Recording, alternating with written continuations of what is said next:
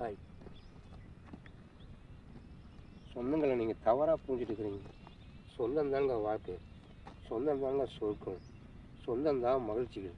அந்த உறவுகள் தான் நம்மளை மகிழ்ச்சியை வைக்குங்க.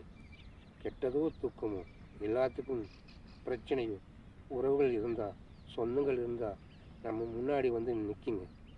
அந்த மாதிரி சொந்தங்களை வெறுக்காமல் சொந்தங்களோட சேர்ந்து வாழுங்க. சென்னாய் கூட்டங்களோட சேர்ந்து வாழ்கிறதுனால தான் அது சிங்கத்தையே ஜெயிச்சு காட்டுது. முதல்ல புரிஞ்சுக்குங்க.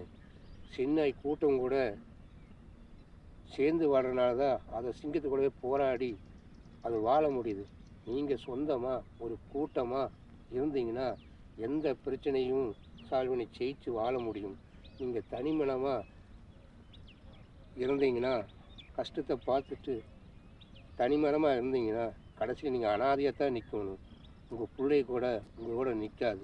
சொந்தங்களோடு வாழ்ந்தால் தான் நம்ம பிள்ளைக, நம்ம பேரம்பேத்திக சொந்தத்தோட அவங்க பாதுகாப்போட மகிழ்ச்சியாக வாழ்வாங்க.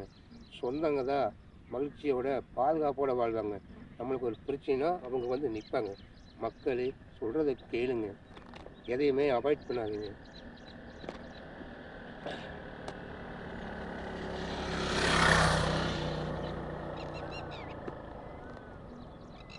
வெறுக்காதீங்க. உங்களுக்கு எவ்வளோ கஷ்டமாக இருந்தாலும் இருப்பது கொண்டு சாப்பிடுவதும் இருப்பதை கொண்டு வாழ்வதும் தான் நம்மளுக்கு மகிழ்ச்சி. அப்படி இருந்தால் தான் மகிழ்ச்சியாக இருக்கும். நம்மளுக்கு ஒன்றுனா நம்ம சொந்தங்க வந்து நிற்கணும். சொந்தத்தை எப்பவும் வெறுக்காதீங்க. அதை கஷ்டமாக பார்க்காதீங்க, அதை மகிழ்ச்சியாக பாருங்கள். பங்கி உண்டு வாழுங்க. சென்னாய் கூட்டம் கூட கூட்டமாக்கறனால தான் சிங்கத்தையே தோக்கடிக்கும் வல்லமை இருக்குது.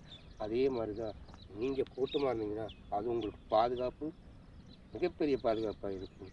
இதுதான் உண்மை. அதுதான் உங்கள் புள்ள ஊட்டிக்குன்னு சொல்லிக் கொடுங்க.